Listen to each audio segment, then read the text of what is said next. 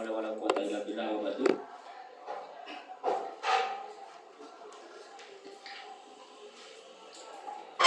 Belajar menulis. Saya kira kalau belajar menulis dengan teori itu belajar menulis yang tidak mudah. Tidak sebagaimana yang dikatakan oleh teman-teman para influencer atau teman-teman motivator yang sudah aktif di bidang kepenulisan. Mereka semua mengatakan bahwa menulis itu mudah. Karena kalau asal menulis memang dikatakan mudah. Cuma kalau kita belajar menulis sesuai dengan teorinya, maka saya sangat tidak setuju ketika belajar menulis sambil dengan belajar teorinya itu dikatakan mudah. Oleh karena itu saya berani mengatakan bahwa menulis itu adalah sesuatu yang sulit. Oleh karena itu perlu ada pelatihan dan perlu ada semacam diklat di dalam ngaji jurnalistik Salam Literasi ini. Di sini kelas artikel ilmiah populer. Sengaja ada beberapa contoh yang sudah saya berikan dan itu termasuk contoh yang paling sederhana untuk memulai bagaimana menjadi seorang penulis di kepenulisan artikel ilmiah populer. Ada pesan dari Habib Umar bin Hafid Tarim Yaman. Beliau pernah mengatakan bahwa manusia akan mati bila saatnya tiba, tetapi tulisan akan kekal selamanya. Maka tulislah perkataan yang menyebabkan kita gembira di akhirat nanti. Kita ini semua sudah tahu bahwa kita adalah masyarakat pesantren. Dari mulai pagi sampai pagi lagi, kita tentunya yang kita pelajari, yang kita terima, yang kita serap adalah sesuatu yang bermanfaat bagi kehidupan kita pada khususnya dan juga kepada masyarakat pada umumnya. Oleh karena itu sangat eman sekali dan sangat sayang sekali apabila hal-hal yang kita dapatkan, hal-hal yang kita serap dari pesantren ini hanya melebur dalam diri kita sendiri tanpa bermanfaat atau mutaati kepada orang lain. Oleh karena itu Pramudia Anandatur pernah berkata bahwa orang boleh pandai setinggi langit, tapi selama ia tidak menulis, ia akan hilang di dalam masyarakat dan dari sejarah. Maka menulis adalah pekerja merajut keabadian. Kemudian sejenis apapun seseorang kalau ia tidak mempunyai sebuah karya tulis, maka ia akan termakan oleh sejarah. Ya sangat klise sekali hidupnya, hanya hidup sekali tanpa berarti. Kalau kita memulai dengan tulisan, kita mengisi karya hidup ini dengan sebuah tulisan, tentunya akan abadi dan itu tidak klise dalam kehidupan kita. Maka dengan karya tulis inilah akan membuktikan bahwa kita juga pernah menginjakkan kaki di bumi ini. Al-Imam Abu Hamid Muhammad bin Muhammad Al-Ghazali pernah berkata juga tentang pentingnya menulis dan manfaatnya menulis. Beliau mengatakan bahwa idza arada an ta'rif ad-dunya faqra al-asya, idza arada an tu'raf ad-dunya faktubul asya. Jika kamu ingin mengenal dunia, maka membacalah, tetapi jika kamu ingin dikenal oleh dunia, maka menulislah. Sebentar lagi kita akan masuk ke pembahasan teori menulis artikel ilmiah. Barusan sudah dijelaskan oleh Ustaz Ali Wafa bahwa menulis itu tidak harus mencurahkan apa yang ada di dalam pikiran lewat membaca.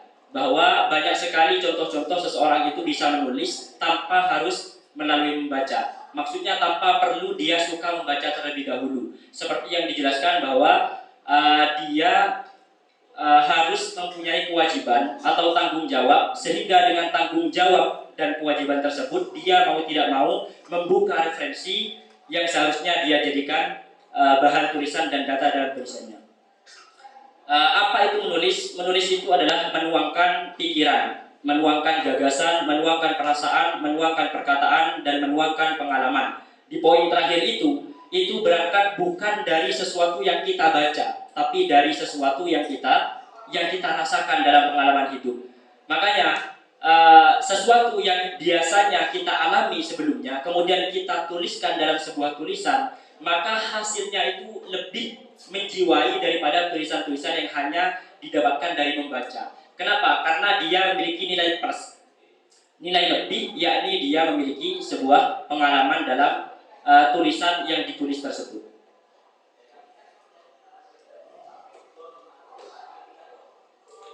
Ini tujuan-tujuan menulis, ragam tujuan menulis: mengasah mental, memberi informasi, menambah wawasan, menghibur diri atau menghibur pembaca. Jujur dulu sebelum saya mondok dan mengenal tulis menulis ini, saya termasuk orang yang introvert, tidak bisa memiliki mental yang kuat untuk tampil di depan audiens. Jangankan tampil, disuruh untuk tampil, jangankan ada di depan, disuruh untuk tampil saja saya tidak berani. Tapi alhamdulillah berkat saya mendalami tulis menulis ini, maka ada banyak hal yang manfaat dalam diri saya. Salah satunya adalah saya memiliki mental yang sangat bisa dibilang lebih banyak daripada sebelum saya terjun ke dalam dunia tulis menulis. Kemudian yang nomor 2 adalah memberi informasi. Kita tahu bahwa dalam tulis menulis itu kita menuangkan pikiran lewat apa yang kita baca, lewat apa yang kita lihat, lewat apa yang kita serap, sehingga tulisan tersebut tentunya memberikan informasi kepada diri sendiri dan juga kepada para pembaca khususnya. Kemudian menambah wawasan, menghibur diri atau pembaca.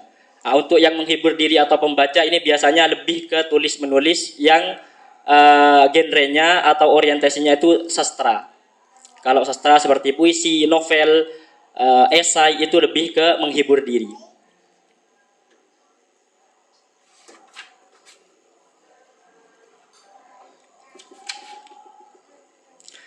Ini juga yang paling penting disampaikan bahwa aneka prinsip dalam menulis itu setidaknya kalau saya menangkap 2 poin. Yang pertama, menulis dengan jelek. Makanya barusan Ustadz Alil Wafa menjelaskan bahwa di salah satu mading atau media di Pondok Pesantren Sidogiri itu ada namanya mading jurnalis santri. Itu untuk yang tulis menulis. Atau yang satunya ada mading desainer santri. Itu untuk yang desain. 2 mading ini memang diprioritaskan untuk teman-teman yang memang tidak pernah tahu tulis menulis dan dia mau untuk menulis. Sehingga tulisan sejelek apapun dari teman-teman yang ingin menulis tersebut akan dimuat di mading tersebut. Dulu sebelum Tahadus bin Nikmah tahun kemarin atau 2 tahun kemarin saya pernah juara 1 lomba nasional artikel ilmiah. Tapi jauh sebelum itu saya juga lahir dari mading jurnalis santri. Mading yang memuat semua tulisan jelek. Betapa tidak bahagia saya ketika saat itu saya memiliki paman di Sidogiri. Beliau juga termasuk anggota Sidogiri Media, tapi yang senior, sekarang sudah boyong. Dulu ketika saya belajar menulis, entah kenapa saya menulis pertama kali yang saya tulis adalah tema tentang sabar. Entah apa yang mendorong hati saya untuk menulis tema tentang sabar. Ya mungkin lewat tema itulah saya diajari untuk sabar dalam belajar menulis sampai akhirnya saya bisa menulis sampai sekarang. Dulu ketika saya nulis tentang tema sabar, nulis insya Allah kalau tidak salah 9 kali. Dan 9 kali tulisan itu disobek mentah-mentah di depan wajah saya. Kemudian hasil sobekannya itu dilemparkan ke muka saya di depan banyak orang. Betapa tidak sakitnya hati saya ketika itu menulis pertama kalinya dengan tulisan yang sangat jelek. Bukan diarahkan atau dibimbing, malah disobek sebanyak-banyaknya kemudian dilemparkan ke wajah saya. Saat itu andaikan saya sakit hati dan tidak melanjutkan untuk menjadi seorang penulis, barangkali tidak mungkin saya bisa menjadi seorang penulis ya di Sidogiri Media atau media-media yang lain. Maka prinsip yang pertama sebagaimana dikatakan oleh Ustadz Alil, yaitu menulislah dengan jelek, yakni jangan takut salah. Tetapi yang paling penting adalah juga jangan asal-asalan dalam menulis. Kita memang berangkat dari seorang yang tidak tahu menulis. Semua orang tidak tahu menulis pada pertama kalinya. Tapi dengan prinsip ini juga tidak boleh mendorong kita untuk asal-asalan di dalam menulis. Pokok knowledge. Jangan seperti itu. Tetap harus ada prinsip, diarahkan tulisannya. Biar gak haim sebagaimana disampaikan barusan. La yadri aina saya tawajjah, tidak tahu mau diarahkan kemana tulisannya. Kemudian yang kedua, jangan menjadi penulis sekaligus editor. Ini sering kali menjangkiti teman-teman yang masih ada di kelas pemula. Jadi mereka sok-sokan sudah menulis atau mungkin sudah dapat 1 paragraf, 2 paragraf sampai belum selesai tulisannya. Kemudian dia sok-sokan ingin mengedit tulisan yang sedang dia tulis. Ketika orang itu menulis dan dia masih pemula, kemudian dia sok-sokan mau mengedit tulisannya, maka bisa dipastikan tulisan yang akan digarap tersebut tidak akan pernah selesai.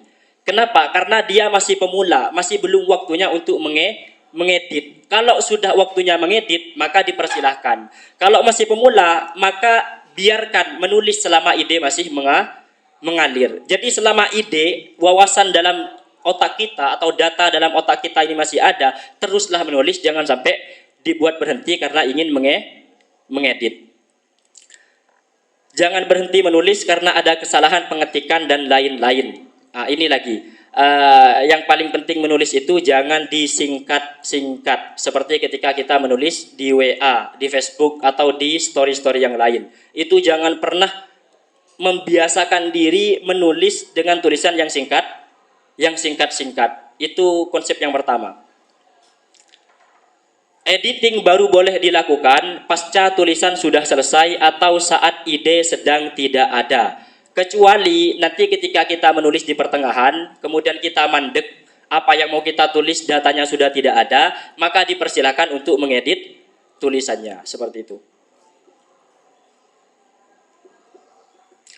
Menulis artikel itu sulit, makanya harus belajar.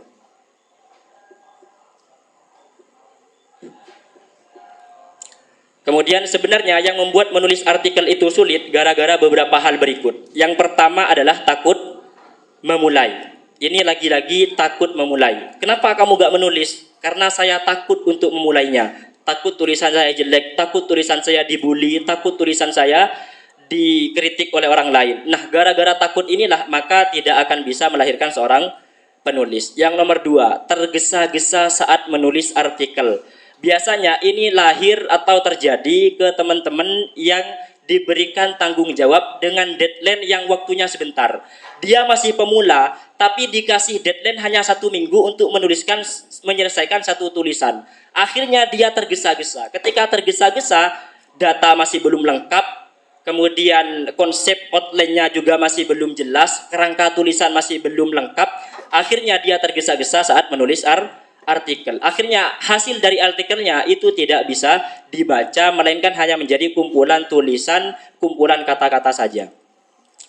Kemudian nomor 3, berpikir bahwa dia tidak akan bisa. Terus menulis artikel tanpa membawa data, ini juga. Jadi data itu paling penting, dan data itu bisa didapatkan dari membaca atau pengalaman. Kemudian analisa menulis yang setengah matang. Terakhir, ingin menulis hal-hal luar biasa yang belum dikuasai. Ini seringkali terjadi ke teman-teman pemula. Biasanya kalau teman-teman pemula itu ingin sekali menulis sesuatu yang di luar kemampuannya. Seperti dia masih belum mengetahui tentang cabang-cabang ilmu liberalisme atau cabang-cabang ilmu filsafat dan tafsir hermeneutika misalnya. Tetapi dia tergugah untuk menulis hal-hal yang sifatnya luar biasa tersebut. Akhirnya karena dia masih belum bisa dan masih belum bisa menguasai tema-tema yang luar biasa itu, maka akhirnya dia gagal menjadi seorang penulis. Akhirnya belum memulai dia sudah KO, sudah kalah, merasa kalah karena memang terlalu tinggi apa yang ingin dia tulis, bukan sesuatu yang sesuai dengan porsinya.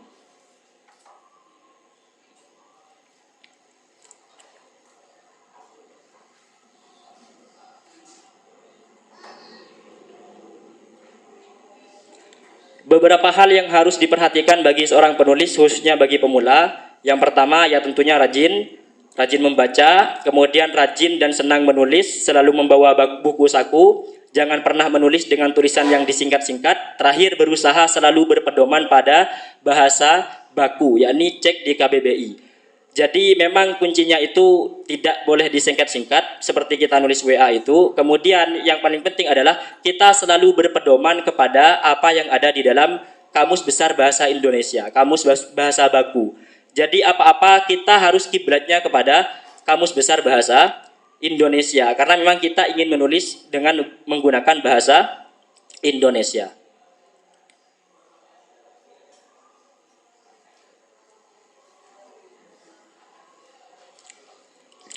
Barusan sudah dijelaskan bahwa hal-hal yang bisa mendorong seorang penulis pemula bisa menjadi penulis hebat adalah sering membaca. Ini ada konsep membangun budaya membaca yang disampaikan oleh beliau, Mas D. Nawawi. Beliau merupakan tokoh di Sidogiri yang memang penuh semangat ketika menggerakkan teman-teman untuk menulis. Beliau berkata bahwa sukailah membaca, jangan hanya membaca apa yang kamu suka. Jadi kalau kita menyukai membaca, maka apapun bacaannya akan kita baca. Tapi kalau kita membaca apa yang kita suka, maka hanya itu saja yang kita suka. Kita suka novel, ya maka itu saja yang kita baca. Novel itulah yang kita baca. Akhirnya yang kita serap bahasanya adalah bahasa novel, sehingga ketika nanti ada tugas atau tanggung jawab dari media untuk menulis suatu artikel ilmiah, maka hasil tulisannya tersebut akan rasa artikel, tapi rasanya adalah rasa novel, rasa cerpen, rasa puisi. Itu kan lucu. Temanya atau rubriknya adalah artikel, tapi hasil tulisannya rasanya adalah rasa cerpen atau rasa puisi. Itu kan lucu.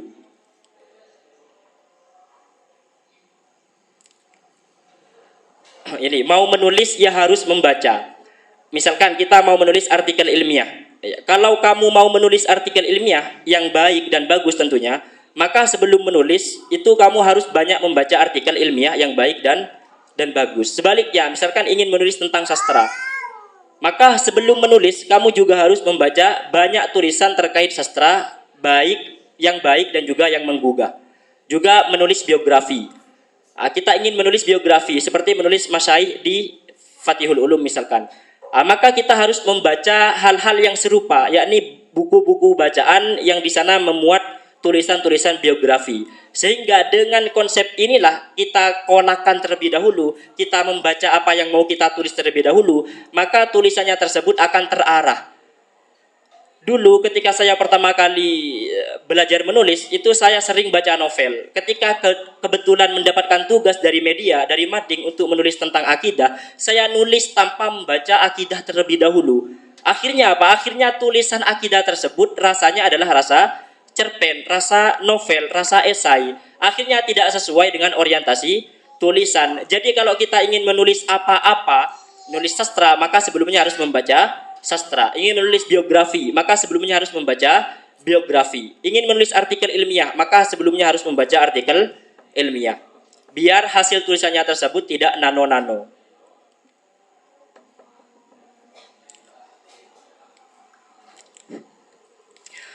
Di Sidogiri inilah doktrin menulis yang baik dan membuat penulisnya cepat berkembang. Pertama, sebagaimana disampaikan barusan, adalah modal nekat.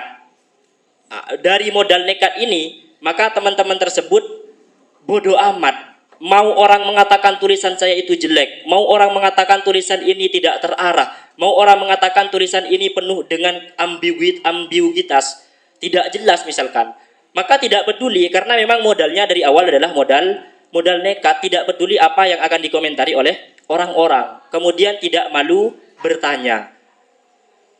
Karena mau jujur atau tidak, seorang penulis handal itu tidak akan pernah lahir dari satu kali jurnalistik seperti sekarang ini. Seorang penulis handal tidak akan pernah lahir dari satu dudukan acara diklat pelatihan menulis. Karena itu hanya teori saja yang disampaikan. Untuk praktek dan pengembangan itu harus berangkat dari pribadi masing-masing. Maka dibutuhkan untuk tidak malu bertanya. Biasanya ketika ngaji jurnalistik ini, nanti dari pihak Sidogiri Media itu memberikan kontak WA yang bersangkutan. Seperti misalkan pengajaran berita, maka akan diberikan kontaknya yang mengajarkan berita. Yang mengajarkan desain, maka akan diberikan kontaknya desain. Yang mengajar artikel, maka nanti akan diberikan WA-nya yang mengajar artikel seperti itu. Agar mereka yang sudah ikut pengajaran, pelatihan berupa ngaji jurnalistik ini tidak malu untuk bertanya. Karena kalau malu bertanya, ia tidak akan pernah bisa. Kemudian nomor 3, tidak mudah putus asa. Yang ini saya rasakan sendiri. Betapa tidak 9 kali nulis yang sudah susah payah saya tulis, malah disobek mentah-mentah dan dibuang ke muka saya di depan banyak orang, ditambah dengan bumbu kata-kata yang sangat menyakiti hati saya. Tapi berangkat dari itu, ketika sudah ke-10 kalinya saya nulis, itu tulisan saya masih jelek dan belum terarah. Tapi karena mungkin paman saya ketika itu kasihan ke saya, karena sudah 9 kali disobek di depan saya, akhirnya tulisan tersebut dimuat di mading jurnalis santri, mading yang paling jelek tersebut, untuk sekelas mading di Sidogiri. Tetapi lucunya adalah ketika dimuat dan ada foto saya, setiap kali saya lewat di depan mading tersebut, yang saya baca adalah tulisan saya sendiri. tanpa mau membaca tulisan orang lain. Dan lucunya lagi, tulisan yang dimuat tersebut 90% bukan tulisan saya, tapi tulisan dari paman saya. Aslinya kalau dipikir-pikir ya sangat lucu, tulisan yang dimuat bukan tulisan saya, kemudian dimuat ke 10 kali, dan yang dimuat itu yang saya baca adalah tulisan saya pribadi. Tapi sebagaimana disampaikan barusan, itu salah satu trik oleh salah satu media atau lembaga yang ingin membuat media dan ingin menyaring teman-teman untuk giat menulis. Karena kalau teman-teman pesantren, kalau disampaikan bahwa menulis itu amal jariyah, mereka sudah tahu dalilnya. Mereka sudah tahu dalilnya bahwa menulis itu amal jariyah, manfaatnya luar biasa sampai abadi. Mereka sudah tahu. Ada sesuatu lain yang harus digerakkan oleh lembaga tersebut. Apa? Menciptakan mading yang banyak, dan salah satu dari mading tersebut adalah mading yang memuat semua tulisan yang jelek. Sehingga ketika ada satu tulisan yang dimuat dan orangnya tahu bahwa tulisannya dimuat, maka dia akan semangat meskipun bukan tulisan pribadinya 100%. Ya seperti apa yang saya rasakan ini. Kemudian nomor 4 adalah menulis hal-hal yang ringan.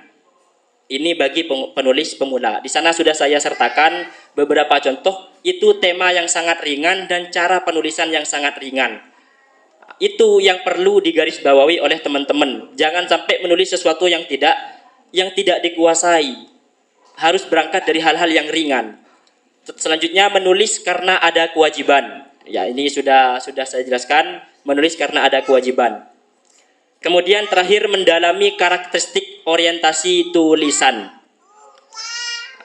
Jadi dipahami dulu, kita mau nulis tentang akidah, maka kita harus membaca tema-tema akidah terlebih dahulu. Kita ingin menulis tentang fikih, maka kita harus mendalami orientasi tulisan fikih, sehingga hasil tulisannya tersebut akan terasa orientasi tulisannya sesuai dengan genrenya masing-masing. Makanya Anda berani mencoba, maka berani menjadi penulis luar biasa.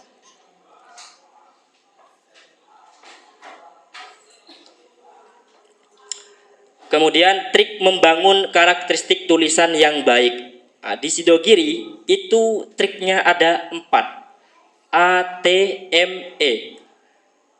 Dan ini tidak dimulai dari teori. Sekali lagi, di Sidogiri tidak dimulai dengan teori.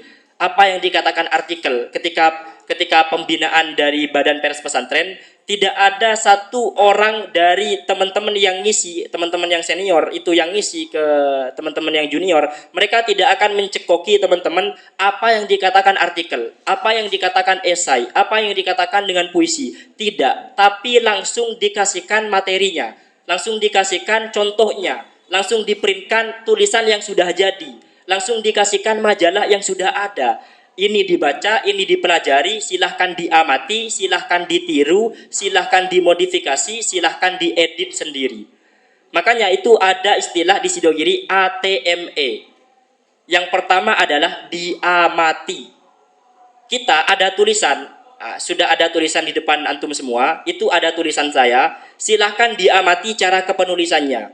Kemudian setelah itu, setelah dibaca, kemudian diamati, diperhatikan baik-baik, bukan hanya dibaca ya.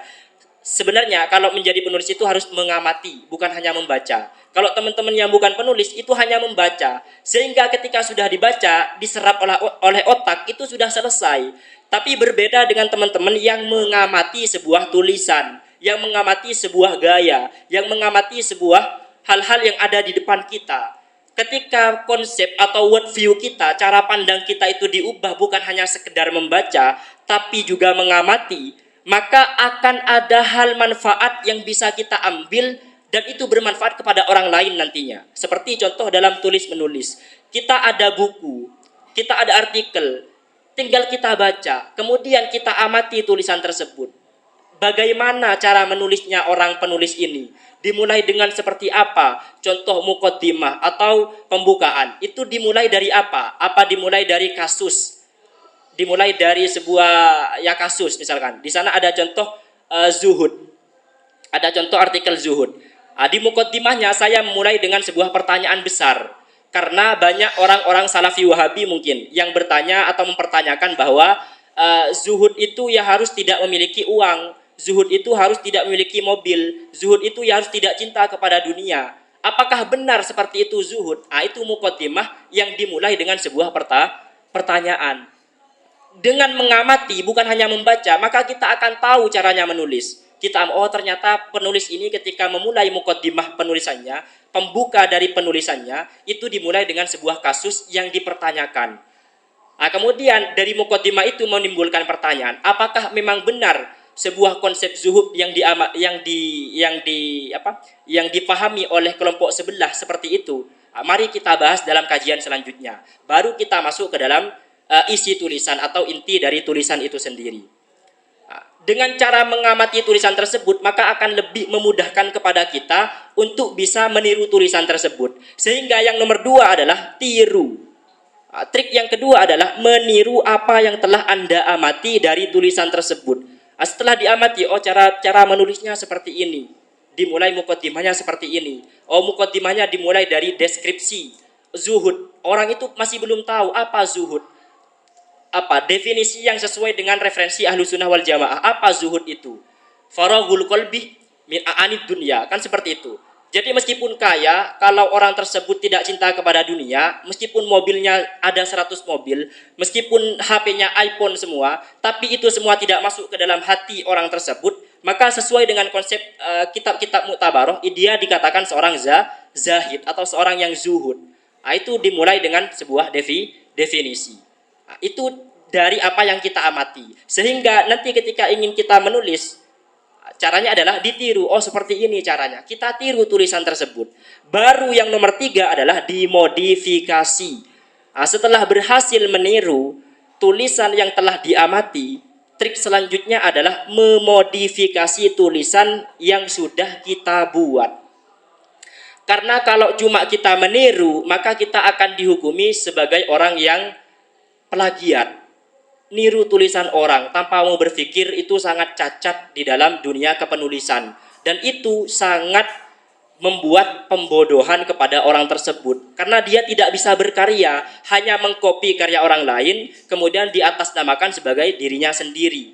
Maka perlu adanya modifikasi. Setelah ditiru, kita modif. Seperti ini. Kita modif cara pembukanya. Mungkin dimodif dengan cara bahasa yang lebih ringan atau yang lebih ilmiah seperti itu. Kita modif tulisan tersebut sehingga ketika sudah dimodif, tulisan tersebut bukan lagi dikatakan sebagai plagiat seperti itu. Baru yang terakhir, ketika tulisan itu sudah selesai, sudah ditiru, sudah dimodifikasi, yang terakhir adalah diedit. Jadi editing ini adalah tugas terakhir dari seorang penulis, bukan diedit ketika pertengahan menulis, kecuali ketika menulis tersebut ada kemandekan ide atau gagasan sehingga tidak apa-apa untuk mengisi jeda kepenulisan tersebut. Jadi saya ulangi, trik menulis, membangun karakter tulisan kita itu dimulai dengan 4 cara. Yang pertama adalah amati, yang kedua adalah tiru, yang ketiga adalah modifikasi, dan yang keempat adalah edit.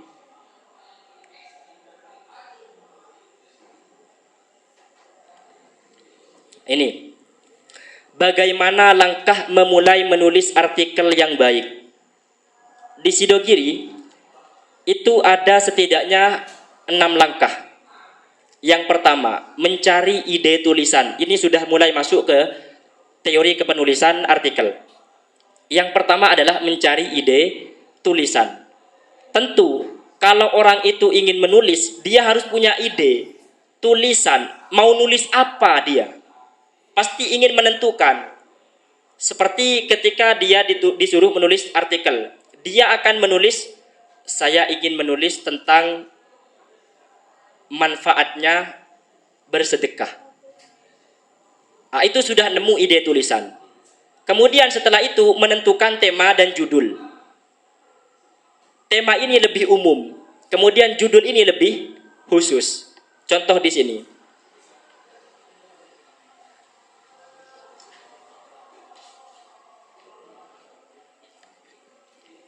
Temanya adalah tentang sedekah. Kemudian judulnya itu saya sesuaikan dengan sudut pandang saya. Yang nomor 3, menentukan sudut pandang. Kita tahu bahwa tema sedekah ini sangat banyak sekali cabangnya. Kalau kita tulis semua, maka space karakternya, kan setiap media itu pasti memiliki space karakter. Biasanya kalau mading itu paling enggak 3000 space karakter. Kan tidak mungkin semua tulisan yang ada di dalam kitab yang membahas dan mengulas tentang sedekah kita tulis.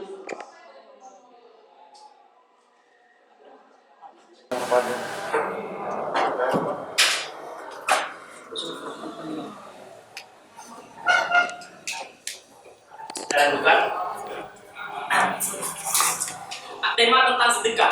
Sedekah ini kan luas di kitab. Ada banyak sekali sub-sub judul yang membahas tentang tema sedekah.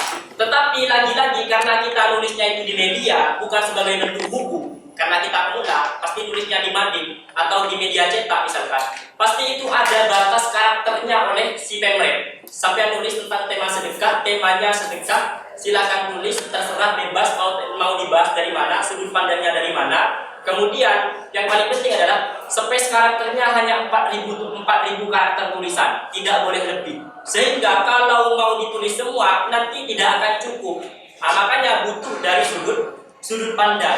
Dari sudut pandang itulah maka akan melahirkan judul yang sangat estetik nantinya. Judulnya akan menarik kepada orang lain ketika sudah bisa menentukan sudut pandang. Misalnya di sini saya sudah yang tema sedekah. Di sana ada temanya sedekah. Karena sudut pandangnya saya itu ingin membahas pahala-pahala yang akan dilahirkan dari kebiasaan baik berupa sedekah ini, maka sudut pandang yang saya ambil adalah pahala-pahala dalam sedekah, sehingga melahirkan judul. Contohnya adalah ragam bentuk pahala sedekah.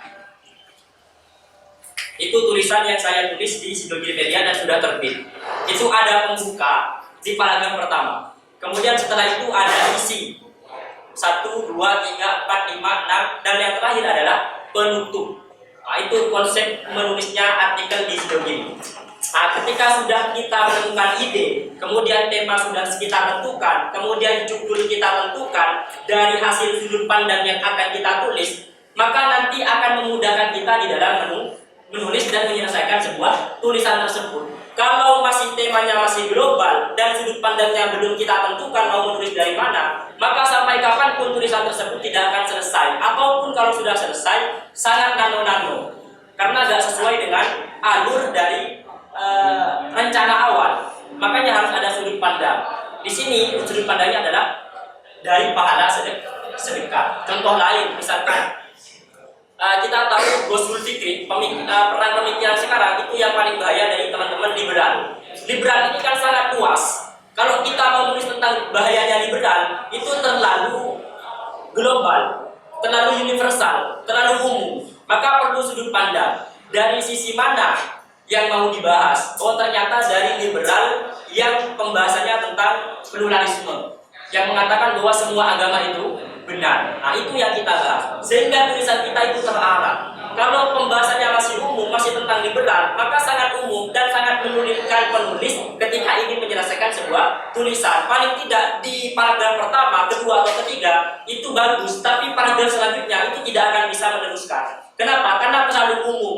Yang mau mengerucutkan itu tidak bisa. Dan tulisan itu konsepnya adalah kerucut, kemudian kecil, kemudian membesar, setelah itu harus diperkecil lagi sebagai sebuah kesimpulan atau penutup. Kalau sudah terlalu umum maka sangat sulit. Akhirnya media yang menunggu tulisannya yang memuat 4000 karakter tulisan itu tidak bisa memuat tulisannya karena terlalu banyak. Ketika terlalu banyak menyulitkan editor untuk menulis mana yang mau dipotong, mana yang mau diambil untuk dipasang di media tersebut. Sehingga yang paling penting adalah menentukan sudut pandang.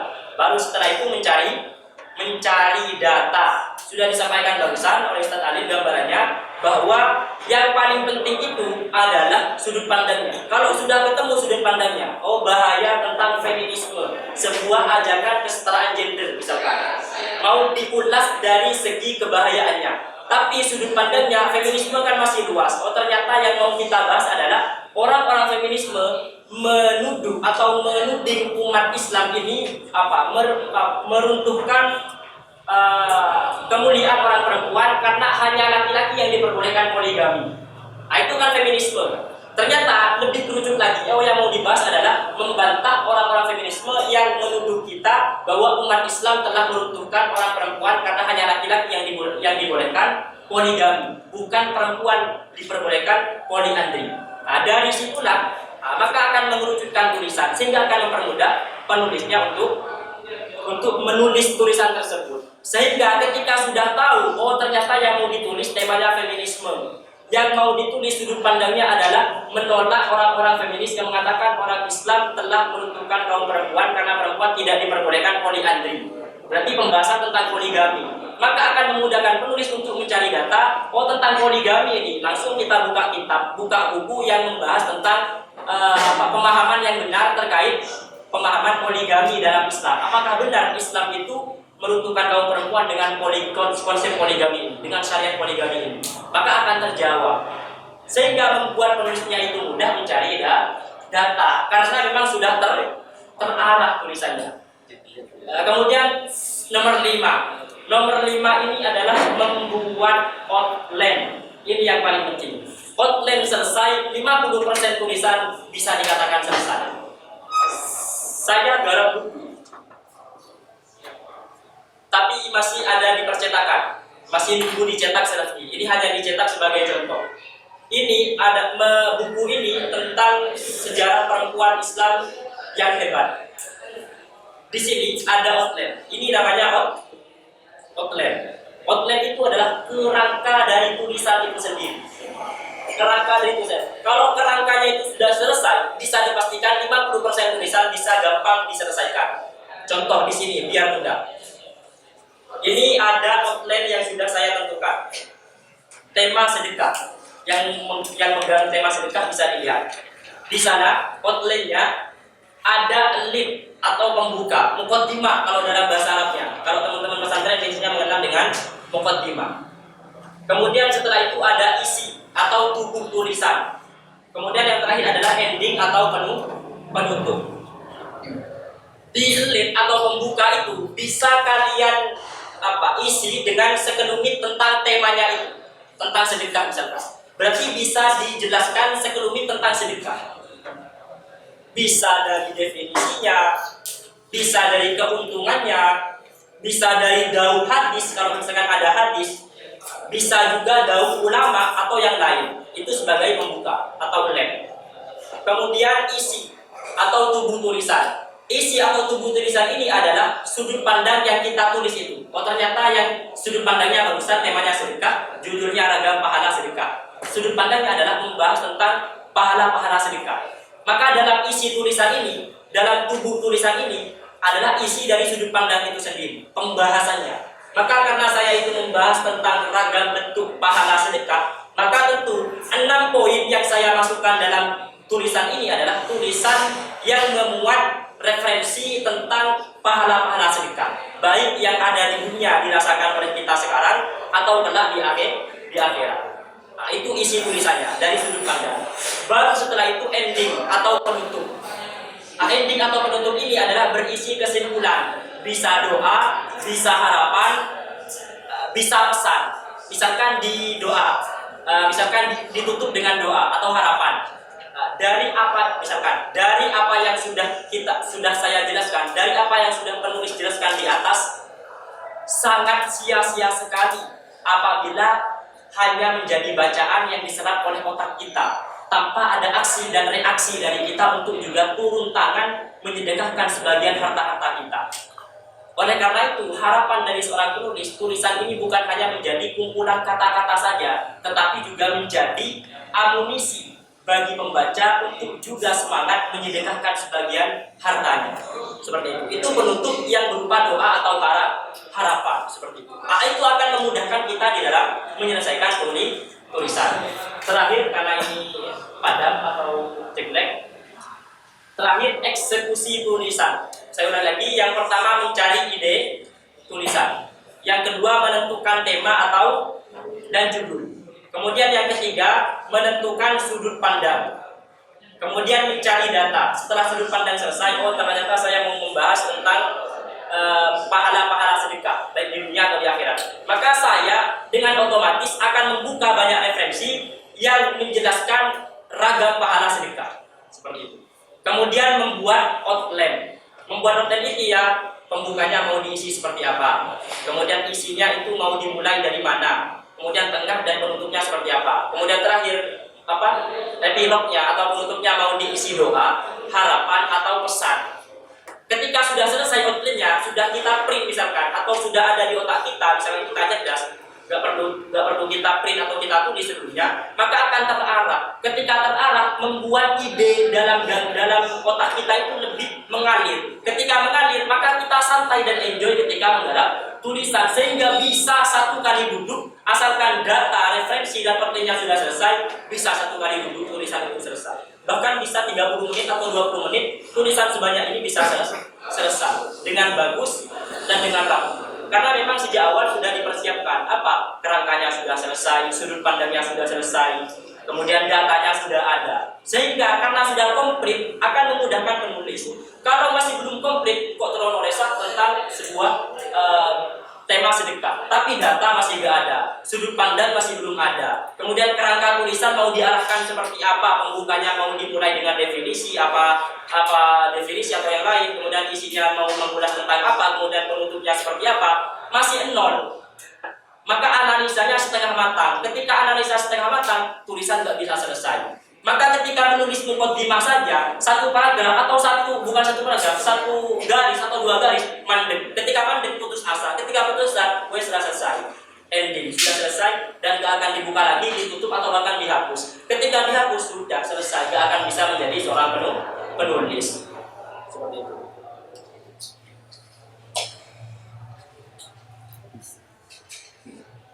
Ya,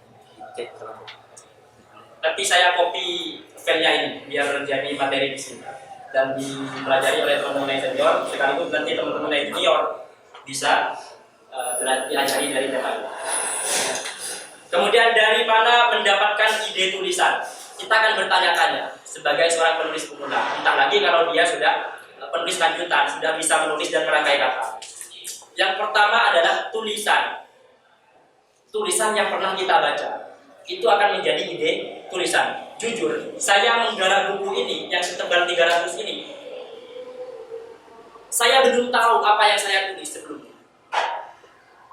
Mau membahas tentang sejarah perempuan, mulai dari ibundanya Nabi Muhammad yang ada 4 itu.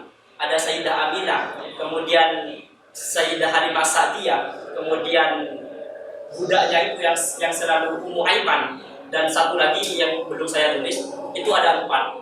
Kemudian istri-istrinya Nabi ada 9 yang kita tahu. Kemudian ada budaknya Nabi yang cantik itu, Maria Kiptia. Kemudian ada putri-putrinya Nabi 4. Itu saya masih belum tahu mau ditulis seperti apa. Akhirnya saya berangkat dari ide tulisan. Saya kumpulkan semua referensi yang ada di perpustakaan yang membahas tentang sejarah perempuan istri-istri Nabi, ibunda Nabi dan juga putri-putri Nabi. Saya baca, saya ambil poin-poinnya, kemudian saya jadikan ide tulisan. Maka ide tulisan itu, mendapatkan ide itu dari mana? Yang pertama dari tulisan, bahan bacaan yang kita baca dari tulisan. Kemudian dari keterangan. Seperti sekarang ini saya menyampaikan keterangan, atau di kelas-kelas ketika guru-guru kita itu menjelaskan. Itu pasti keterangan dari guru kita tidak ada di dalam kitab, yang perlu dicatat dan akhirnya akan menjadi ide tulisan. Ketika menjadi ide tulisan akan memudahkan kita untuk melanjutkan sebuah tulisan. Kemudian yang terakhir adalah pengalaman. Ini yang paling penting, karena pengalaman itu akan menjadikan tulisan itu lebih berbobot dan lebih ada seninya. Seni tulisan. Kalau tulisan itu sudah ada seninya, maka tulisan itu akan hidup. Di Sidogiri, tulisan yang paling keren itu tulisannya Mas Denawawi. Tulisannya pendek-pendek, tapi ada seninya di dalam. Ketika tulisan itu ada seninya, maka tulisan itu akan hidup, sehingga para pembaca itu mengalir ketika membaca. Kalau sering main Facebook atau buka story WA, pasti ada tulisan Mas Denawawi yang dibuat story. Itu singkat-singkat, tapi ada seninya. Ada niat di sana untuk menuliskan, merangkai kata-kata tersebut. Ketika sudah ada seninya, maka tulisan itu akan hidup, enak dibaca.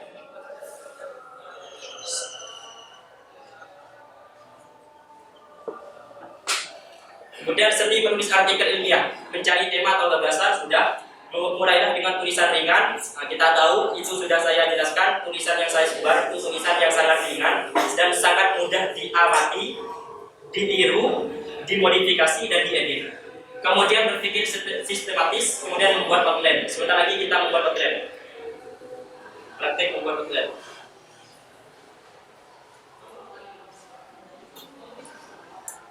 Outline yang baik itu harus ada 3. Yang pertama padu, rinci, kemudian terakhir seimbang. Yang pertama padu. Padu itu maksudnya ada judul, pembuka, isi, penutup harus padu semua. Sehingga hubungan antar alinea, paragraf satu paragraf dengan paragraf yang lain itu akan mengalir, akan padu.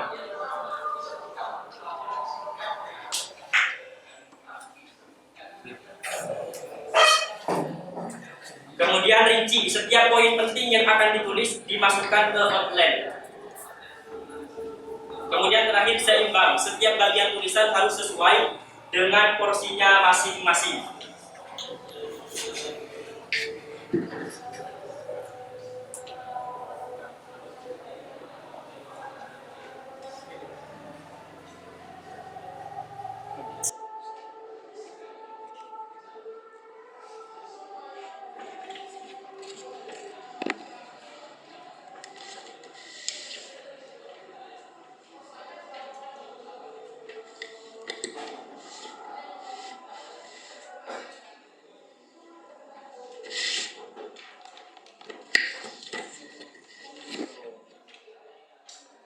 Ini bagian-bagian artikel. Pertama adalah pembuka, penting. Jadi tulisan itu jangan harus langsung isi. Kalau langsung isi bukan tulisan, pidato namanya. Kalau tulisan itu harus ada pembukanya. Pembuka itu isinya apa saja? Ringkasan, pernyataan, pertanyaan, atau kutipan. Contoh, ini yang tips kaya, ada yang pegang tips kaya, ada tips kaya di sana. Itu pembukanya yang saya sampaikan di sana itu pernyataan ulama, pernyataan dari bagaimana cara menjadi orang kaya. Ya tentu kan semuanya ingin menjadi orang kaya. Itu pernyataan, muqaddimah atau pembukanya saya isi dengan pernyataan. Itu dalam kitab Kaifa Takunu Ghaniyan, Habib Sa'ad Al-Idrus mengungkapkan bahwa Islam selalu memotivasi para penganutnya untuk menunaikan hak-hak hidupnya dengan baik dan benar. Di antara cara memenuhi hak-hak hidupnya adalah dengan cara bekerja mencari uang. Dalam Islam, memiliki uang yang banyak tidak selamanya dicela. Selama cara dan tujuannya itu baik, maka boleh-boleh saja bagi umat Islam untuk berkeinginan hati bisa menjadi pribadi yang kaya raya. Seperti itu. Setelah itu ada kata-kata mengenai ini, itu disebut dengan kata-kata transisi. Itu sebagai seni permainan nanti ketika ide mulai hilang. Ide itu mulai hilang, maka perlu adanya transisi. Transisi itu perpindahan dari satu kata ke kata selanjutnya, atau dari paragraf sebelumnya ke paragraf setelahnya. Seperti kata mengenai ini. Kita sebelumnya menjelaskan bahwa pernyataan dalam kitab Kaifa Takunu Ghaniyan, misalkan di Pondok Pesantren Fathul Ulum Al-Mahfud, santri putra berjumlah 700 orang, sementara santri putri berjumlah 1000 orang. Itu kan mandek guys ya. Apa selanjutnya ini yang mau dijelaskan? Itu perlu kata transisi. Kalau dalam bahasa Arab isim mausul, kata penghubung. Kata penghubung itu transisi. Banyak transisi ini, ada transisi interaktif, ada transisi antar kalimat, ada transisi intra kalimat. Tinggal nanti dimainkan. Contohnya mengenai ini. Misalkan seperti ini. Sementara santri putri berjumlah 1000 orang. Titik. Apa selanjutnya ini yang mau dijelaskan? Misalkan kita pakai oleh karena itu. Oleh karena itu, semakin banyaknya santri setiap tahun, maka pengurus dan pimpinan Pondok Pesantren Al-Mahfud dalam rangka menyuplai kebutuhan santri putra dan putri Al-Mahfud menyediakan banyak fasilitas seperti komputer, lab dan lain semacamnya. Itu kan berangkat dari titik barusan. Sementara jumlah santri perempuan ada 1000. Kan titik itu. Bingung itu mau dilanjutkan seperti apa. Maka perlu kata transisi. Isi mausul, kata penghubung. Oleh karena itu, maka pengurus titik-titik bla bla bla sampai akhir gitu. Kemudian isi. Isi ini diuraikan dengan sistematis. Gunakan subjudul jika pembahasannya bercabang. Coba dilihat di tips kaya ala Habib Alaidrus. Di sana sudah saya sertakan subjudulnya. Yang pertama, bertakwa. Yang kedua, bersyukur. Yang ketiga, berzikir dan membaca Al-Quran. Itu namanya subjudul. Kalau ditulis semua tanpa menggunakan karakter tulisan sekian jumlahnya, maka gak bisa. Maka perlu yang namanya subjudul. Nah, ini yang paling mudah bagi teman-teman penulis pemula. Jadi harus diuraikan subjudul. Bertakwa. Maksudnya bertakwa seperti apa? Oh, ternyata ada ayatnya. Maksudnya bersyukur. Kok bisa bersyukur ini bisa membuat seseorang menjadi kaya? Oh, ternyata ada hadisnya. Ternyata ada dalil dalam Al-Quran.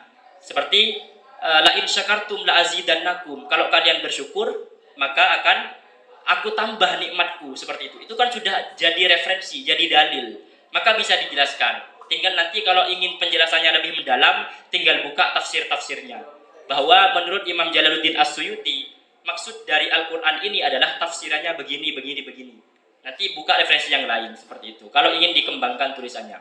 Kemudian penutup, sebagaimana saya sampaikan, penutup itu berisi kesimpulan, imbauan, saran, pesan, doa, harapan.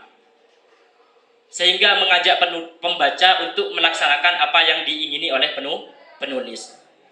Ini manfaat kalau kita menulis, berangkatnya bukan asal-asalan menulis, tapi berangkatnya dengan konsep pendahuluan outline atau kerangka tulisan. Setidaknya saya mencatat 6 di sini.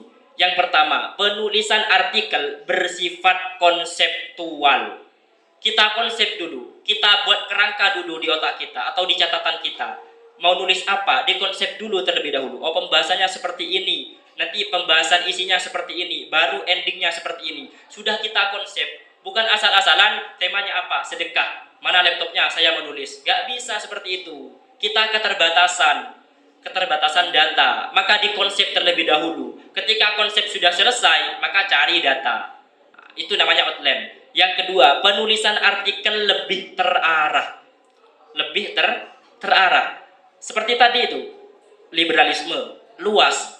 Mau dibahas tentang feminismenya, cabang liberal dari feminisme. Oh, feminisme masih luas.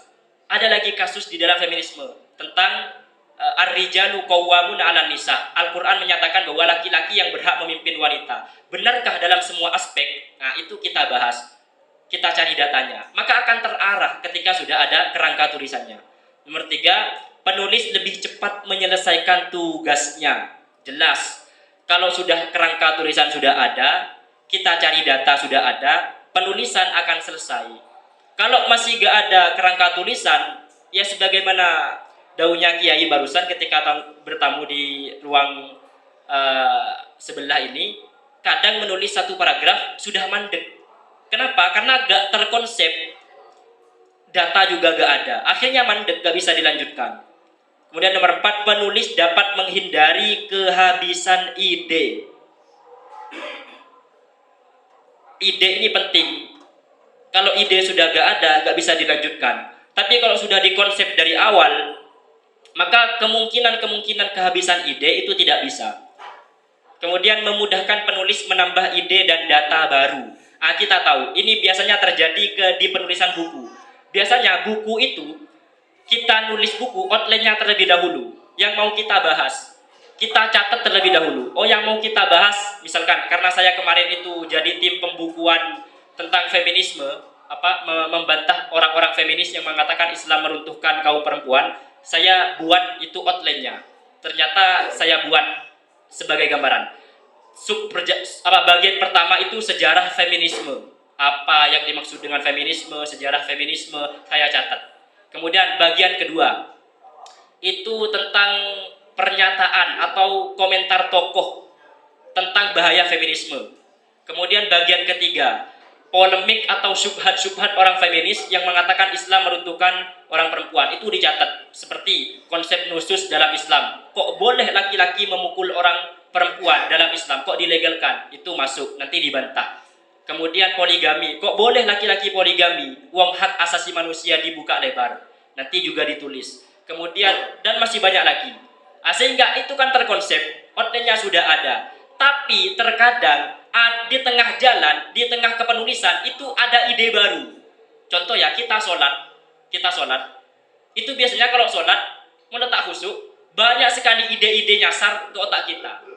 Ketika selesai sholat itu segera dicatat atau paling tidak dibuat konsep. Oh ternyata kemarin ketika saya buat outline tidak memasukkan tentang ini. Ternyata barusan ketika sholat sampai hutangnya saja ingat. Sampai barang yang hilang ingat kan kalau sholat seperti itu. Kalau tepat tak khusyuk itu. Ketika di pertengahan jalan kepenulisan biasanya ada yang namanya ide baru. Sehingga ide baru tersebut boleh kita tambahkan seperti itu. Sehingga nomor 6 hasil tulisan itu tentu lebih memuaskan.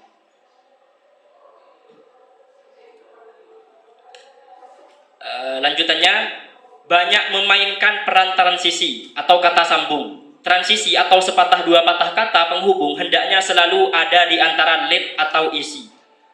Juga di antara satu alinea ke alinea yang lain. Transisi berguna untuk memperlancar dan mempermudah pembaca menelusuri tulisan yang dibaca. Transisi barusan kata sambung, kata penghubung. Kemudian menulis dengan gaya laba-laba. Kita tahu laba-laba kalau buat sarang, kalau buat apa itu ya, sarang-sarang laba-laba itu kan dimulai dari yang kecil terlebih dahulu, kemudian besar seperti itu. Nah, itu bisa kita praktikkan dalam tulis menulis. Ya seperti contoh barusan.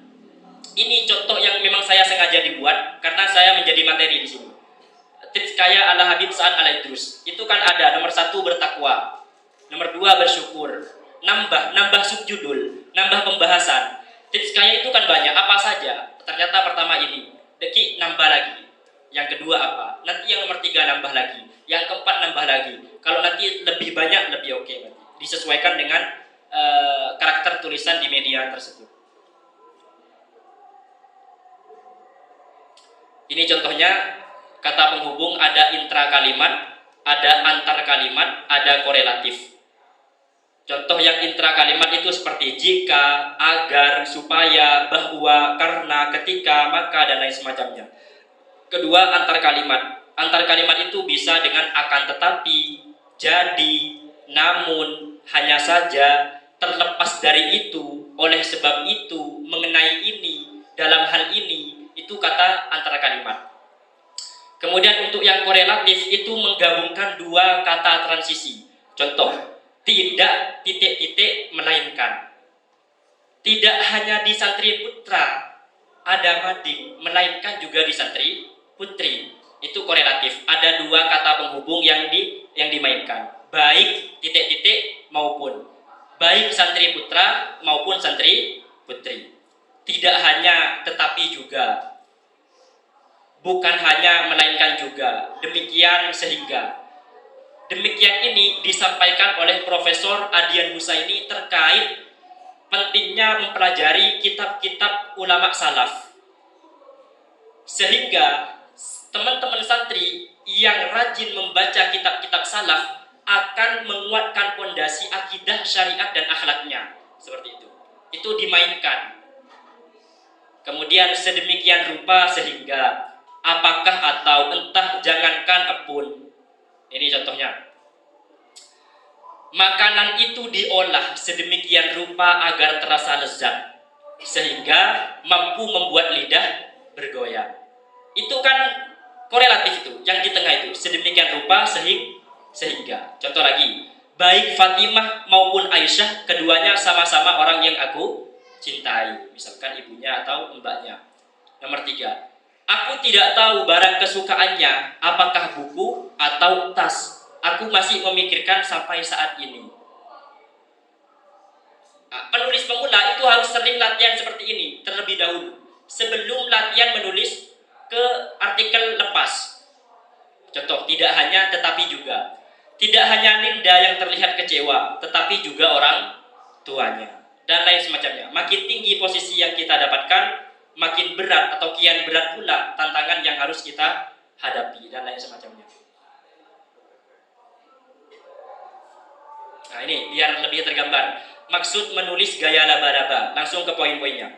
Satu, contoh ya, dermawan. Di sana ada juga dermawan. Insya Allah ada dermawan. Contoh ya, dermawan itu kan masih tema global, masih universal. Terlalu global kalau mau kita tulis. Maka perlu adanya gaya menulis laba-laba. Dimulai contoh, kita mulai menjelaskan macam-macam dermawan. Dermawan itu seperti apa macam-macamnya atau tingkatannya. Contoh dermawan paling tinggi seperti Sayyidina Abu Bakar. Bukan hanya sekian persen yang disedekahkan, 100% disedekahkan kepada Nabi Muhammad dan dakwah Islam. Itu tingkatan paling tinggi. Kemudian ada tingkatan yang lebih rendah, Sayyidina Umar misalkan, menyedekahkan separuh hartanya untuk Nabi dan kepentingan Islam. Nah, itu bisa dijelaskan lewat macam-macam dermawan. Kemudian lanjutannya, setelah selesai pembahasan macam-macam dermawan, oh ada lagi pembahasannya, tokoh-tokoh dermawan. Siapa saja tokoh-tokoh dermawan ini? Kita sebut, kalau di Indonesia misalkan contohnya Yusuf Hamka yang punya tol itu kan punya cita-cita membangun 1000 masjid. Sekarang sudah hampir selesai 1000 masjid. Nah, kita masukkan tokoh-tokoh yang dermawan. Oh, siapa lagi tokoh dermawan dalam Islam? Ibundanya Imam Ahmad bin Hambal yang sangat dermawan. Kemudian masukkan lagi sehingga ada banyak pembahasan, sehingga tidak monoton, tak bosan. Orang yang menulis juga bosan. Oh, ternyata sudah ada datanya, tinggal dicari datanya. Ada tokoh-tokohnya, sudah ada. Lagi selanjutnya tingkatan-tingkatan dermawan.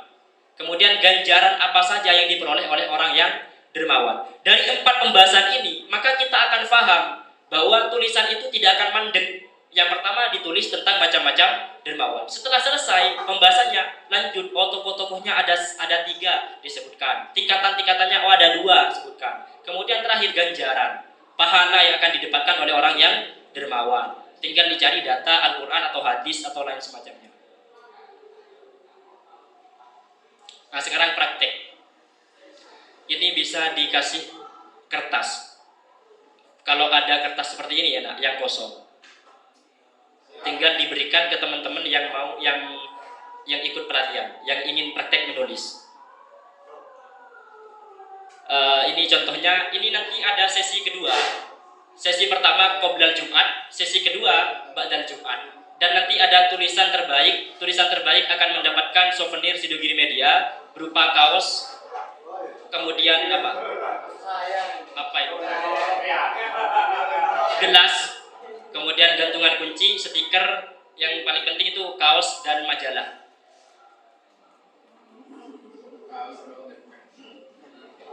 Ini contoh membuat outline tulisan. Di sana ada tulisan contohnya rasa malu. Temanya apa? Temanya rasa malu. Judulnya hilangnya rasa malu. Angel atau sudut pandang. Yang mau dibahas itu dari mananya? Oh, dari sisi bahayanya. Bahayanya orang yang tidak memiliki rasa malu. Kemudian elit atau pembuka. Hadis malu sebagian dari iman. Contoh, misalkan mau memasukkan itu. Kemudian isi atau tubuh tulisan bisa dijelaskan lewat definisi malu secara umum. Misalkan rasa malu. Berbicara dengan rasa malu, maka kita membicarakan tentang sebuah perasaan yang ada di dalam hati. Rasa malu memang tidak terlihat oleh mata, tetapi sikap dan aksinya begitu tampak dan jelas di mata. Antara orang yang malu dengan orang yang tidak malu akan terlihat perbedaannya. Orang malu cenderung lebih pendiam, sementara dia yang tidak malu akan lebih banyak aksinya di depan publik. Itu kan sebuah penjelasan tentang malu. Kemudian bahaya hilangnya rasa malu. Kemudian pengertian hadis. Terakhir tambahan keterangan. Kalau ada keterangan-keterangan tambahan, misalkan dari ustadz kalian atau dari guru kalian atau dari ibu, ada ujangan-ujangan tentang terkait malu, bisa disampaikan. Kemudian terakhir ending atau penutup berupa kesimpulan, ya penutup saran, harapan, doa, dan lain semacamnya. Itu contoh yang pertama ya. Ini contoh yang kedua. Nah, barusan ada juga temanya tentang zuhud. Itu sifat zuhud. Temanya tentang sifat zuhud, masih umum. Judul, mengulas esensi zuhud, mengkaji esensi zuhud, pentingnya substansinya zuhud. Yang kita bahas sudut pandangnya, makna hakikat zuhud. Zuhud dia apa yang dimaksud dengan zuhud? Zuhud itu harus miskin, bajunya compang-camping, atau orang yang memiliki harta banyak tapi tidak masuk sama sekali ke dalam hatinya. Maksudnya zuhud itu seperti apa? Kemudian led atau pembuka muqaddimah. Karena saya ini contohnya sudah selesai, sudah saya tulis, itu saya studi kasus salah memahami zuhud. Salafi Wahabi itu kan salah memahami zuhud, sehingga menuding bahwa di dalam Ahlus Sunnah itu tak ada konsep zuhud, itu gak ada sebenarnya. Karena zuhud itu kalau di Ahlus Sunnah kan banyak kiai-kiai yang mobilnya bagus-bagus, tapi kan mereka zuhud. Seperti Kiai Fuad, mobilnya 5 kalau nggak salah atau 4 itu, dan mobil mewah semua. Tapi kan masa kita mengatakan beliau tidak zuhud? Ya zuhud, meskipun banyak mobilnya, hartanya banyak, tapi kan mereka beliau-beliau tidak pernah memasukkan dunia itu ke dalam hatinya, seperti itu. Kemudian isi atau tubuh tulisan, definisi zuhud yang benar. Saya jelaskan setelah saya sanggah, benarkah pernyataan kelompok sebelah yang mengatakan bahwa dalam Islam tidak ada konsep zuhud? Maka dijawab definisi zuhud yang benar. Masuk pembahasan. Ternyata mereka salah memahami konsep zuhud, bahwa di dalam agama Islam ketika kita menelaah dan mengkaji kitab-kitab otoritatif, maka kita akan menemukan bahwa pemahaman dan arti yang sejati dari konsep zuhud adalah faraghul qalbi anid dunya, ketiadaan dunia di dalam hati. Itu dimulai dengan definisi. Yang nomor 2, pendapat ulama mengenai zuhud. Tinggal kita cari datanya. Beberapa ulama menyampaikan bahwa zuhud itu seperti ini, zuhud itu tidak seperti itu. Jadi meskipun bajunya compang-camping tapi keinginannya untuk dunia itu kuat, maka tidak bisa dikatakan seorang yang zuhud seperti itu. Kemudian konsep sederhana zuhud, kemudian tolak ukur zuhud, kemudian kisah tentang zuhud. Kalau misalkan ada kisah bisa dimasukkan. Kemudian terakhir ending atau penutup berupa kesimpulan dan penutup. Nah, sekarang ini waktunya sebentar lagi selesai dan bisa kali antum tulis yang sudah saya kasih contohnya itu. Tinggal praktiknya 4 barusan. Apa? Amati, tiru, modifikasi, edit. Jangan tiru tok. Kalau tiru tok hasilnya sama dengan tulisan saya. Kalau tulisannya sama berarti plagiat, berarti bukan karya itu, tapi karyanya orang, bukan karyanya sendiri, seperti itu. Gimana? Berani mencoba?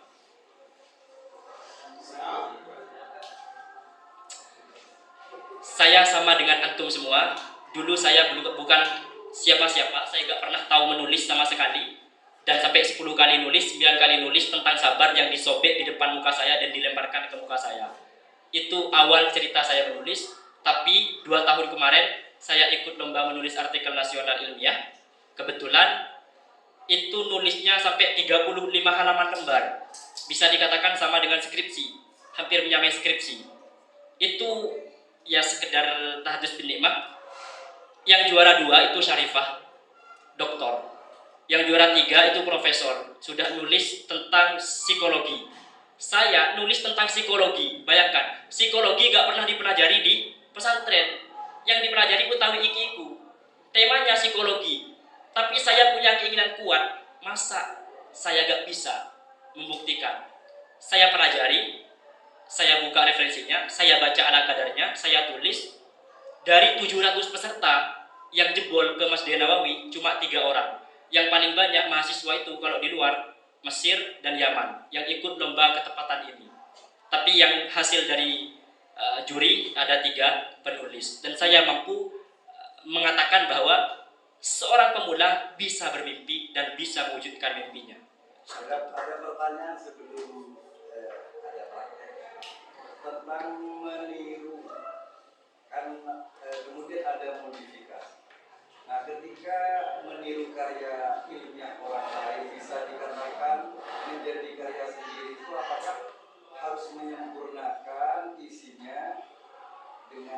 isi yang lain, apa hanya mengubah bahasa? Untuk tingkatan ini itu banyak sekali, tapi yang bisa dikatakan karya itu karya sendiri adalah kita cuma meniru gaya tulisannya. Kita tiru gaya tulisannya, bukan tulisannya yang kita tiru. Bukan isinya. Kalau isinya yang kita tiru, kemudian ada perubahan bahasa, seperti contoh, dia adalah wanita. Kita ubah adalah menjadi merupakan. Dia merupakan wanita. Itu masih plagiat. Contoh lagi, akan tetapi, namun, hanya saja. Itu kan satu kata, satu makna. Cuma beda lafaz, beda kata. Kita ubah. Di Sidogiri banyak santri yang aktif di dalam belajar. Akan tetapi, mereka semua ketika jam belajar ngantuk.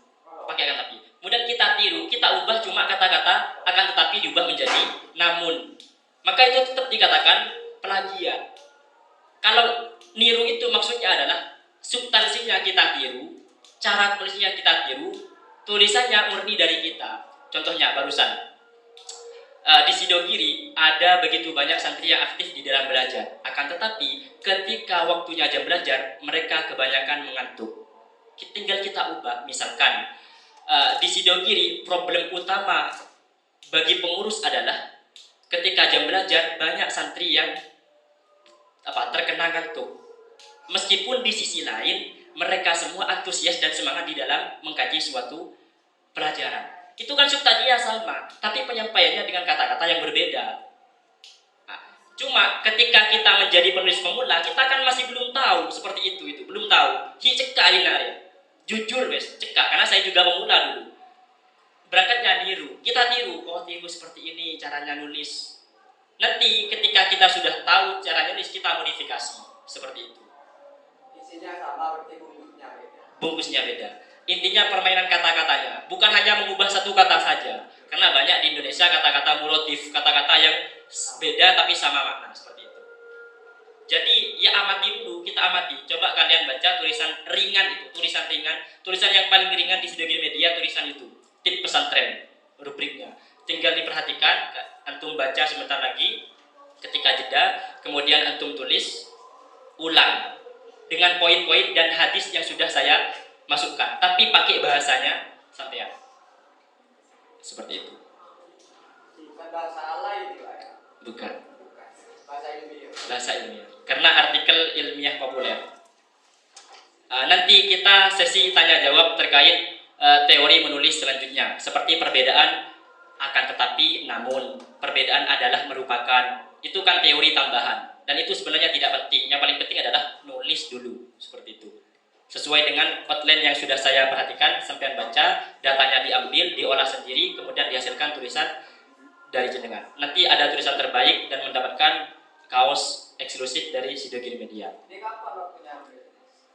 Ini kan sesi 1, ada sesi kedua. Nanti sesi kedua itu ba'dal Jumat. Nanti asar ada game. Jadi teman-teman yang mungkin tulisannya agak terbaik masih punya kesempatan mendapatkan kaos eksklusif dari Sidogiri Media dengan menjawab game. Nanti ada gamenya, seperti ada pertanyaan atau ketangkasan atau lain semacamnya. Satu hari. Nanti insya Allah sampai jam 5.